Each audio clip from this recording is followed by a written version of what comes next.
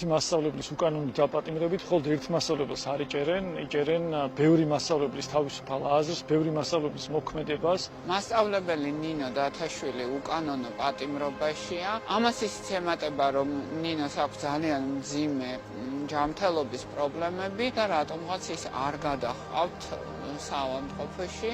თითქოს განსაკუთრებულად სჯის რეჟიმი ქალებს.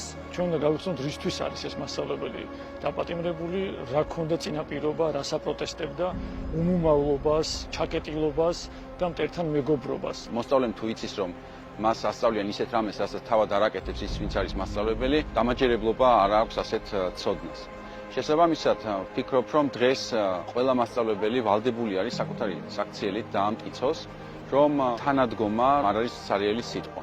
ნინო დათაშვილი დღეს ჩვენი კოლეგა მასწავლებელი არის დაპატიმრებული აბსოლუტურად უკანონოდ და მას სჭირდება ჩვენი თანადგომა. მთელი საზოგადოების და განსაკუთრებით მასწავლებელთა საზოგადოების. მასწავლებლები ვერთიანდებით მასწავლებლისთვის, თავისუფლებისთვის, სამართლიანობისთვის 25 რიცხვში 7 საათზე ვიკრიბებით განათლების სამინისტროსთან. რათა კიდევ ერთხელ გამოვხატოთ ჩვენი სოლიდარობა ნინო დათაშვილისადმი და მოვითხოვოთ უკანონო პატიმრობის შეწყვეტა.